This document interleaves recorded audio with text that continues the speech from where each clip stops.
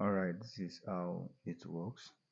So on this system, we actually have two users, which will be the cashier. You can see this is an example: Sunshine International School cashier, which is going to be the cashier, and the supervisor.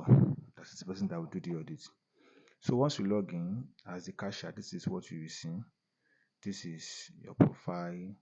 So if for that day, you are going to see all the money you've recorded for that day, and then how many transactions, so how many payments have you registered for that day. So and these are the latest payments down here. So we have pay head. So let's say for instance now, the supervisor is going to open a pay head. Let's say for school fees. School fees might be, you can be paying for school fees, paying for PTA, paying for exam, lab fee, sport fee, etc. But of course, the same school fees for JSS1 will be different from will be same from school fees for, let's say, grade 5. So this is where you will now add this. So what you do here is just to create school fees. Then it comes to class fee. That is the supervisor, which I'm going to show later. But basically, this is what the cashier will just be doing.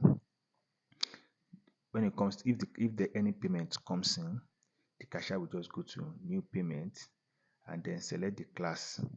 Let's say JS1, the child is in JS1, and the child is, let's say, Fatima Mohammed, and then the child pays for, let's say, school fees. Then the child pay 2,000 naira for school fees. You record it there. Is it by cash or transfer? Let's say they pay by bank transfer.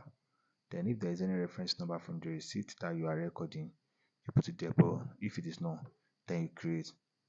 Okay, payment and not cannot exceed that. So that means this person is not owing. So you can see at default the person is not owing. So let me choose another student again. I think this person is not. Let me choose Emeka Balogun for 1,000 naira.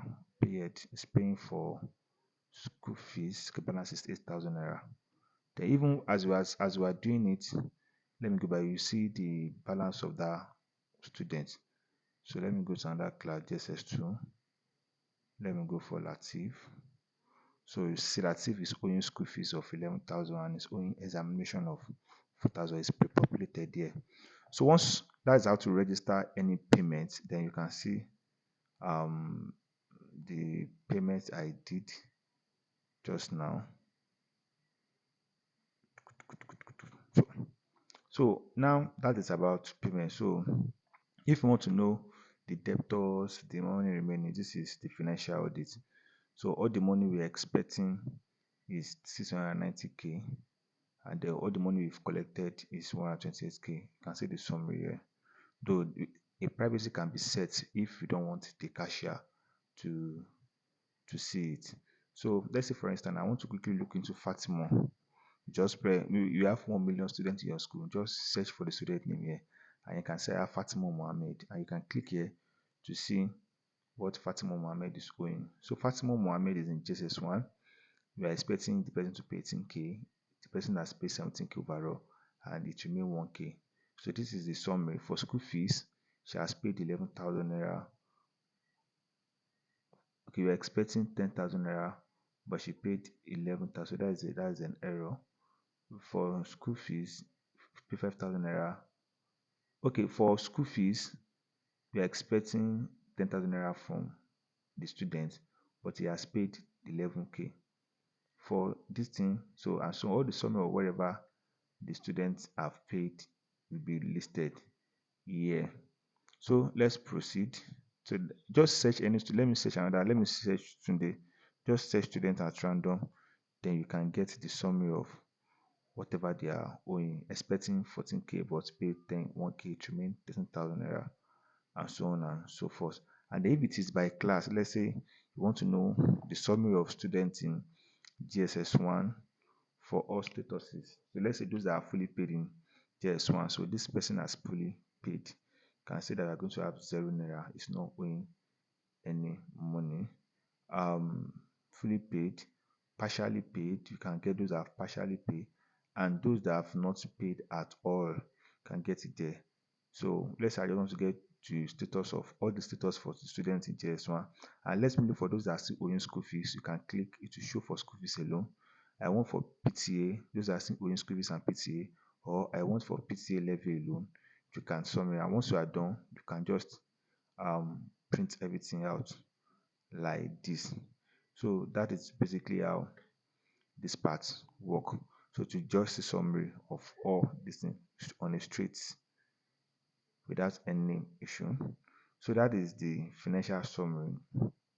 Then it also works online too. You can come here and then let's say offline. Let's say you want to do offline, just download the template here. It's going to open an Excel file, which once it's opened the Excel file, you'll be able to once you open the Excel file, you'll be able to open the Excel file and work on it. I want to open the file. So it's going to open on it and all the students will be populated, all the classes will be populated. You can see JS1 here, all the students in JS1 is, and JS1 is expecting to pay school fees, examination, music. We have JS2, they're expecting to pay. So any more the student pay, just put the whatever there. And once you are done, you come here to import, you choose the file, then you import the file. I think I have one file I've done before, though it's going to tell me duplicate file. I think I've deleted it. So let me just import the same file export without touching it at all. So there's nothing there, so it's zero. But if anything is there, it's going to show you. Okay, let me just do it once. Let me just let this person pay 13 naira. Let me do that one. Save as Excel file. Then come back. Let me go back. Let me import the file again. So this is it. Then upload. You can see the 13 naira input for Kemi Oladipo. So this is Kemi Oladipo in GSS2. So GSS2 school, pay for school fee. I put it under school fees. You can see that I put it 13 naira under school fees. Then you confirm that this is actually what is good. Then you import, successfully import. So that is all about how to track. So now let's go to the directors or the supervisors portal. So once the supervisor logs in, of course, the owner of the school will be able to see all your transactions of the school, everything in graph showing. Then you can do everything the cashier can do. You can come to your financial audit and also audit your incomes and everything. Then you can do paid. Let's say there is a new payment you need to do. Let's say for the graduating student, let's call it graduation fee. So you just open it, graduation fee. Then you create it. Then which class is paying graduation fee? Let's say JSS3 or SS3 is paying graduation fee. Then select class, that's it, JSS, SS, let's put SS3. Then what is the amount JSS3 is paying for that graduation fee? Let's say 70,000. Then you select the time and then you just create. So all the students in JSS3 automatically is owing 70k. Then once they want to make payment, where is the payment? If you go to SS3, maybe there's a new payment, you can select SS3. SS3 will show you all the students in SS3. Then you select graduation fee. You can see that we have graduation fee which is 70k. Then you put payment. This person has paid 3,000 naira for graduation fee, and automatically it's going to give you a receipt. So you can later, this thing can be generated as a what did they used to call it, as a receipt that you give to parents. So that's basically what to do. Then you can audit who do that, who do this. So you can audit people that import. So this person import something, you can see all those things, what they are doing there as the super admin. So that's basically what super admin does. You can see the graph, you can see how they recorded the payment that came in. This is the graduation we did for the SS3 student just now. You can see, you can manage your revenue, see how money flows in. And then today's, so we've received 93,000 naira today. This month we see 158,000. Transaction that we did is 65 people. So we collected money 65 times. So that's basically how it works too for financial audit. This video is long, but I believe it's explanatory.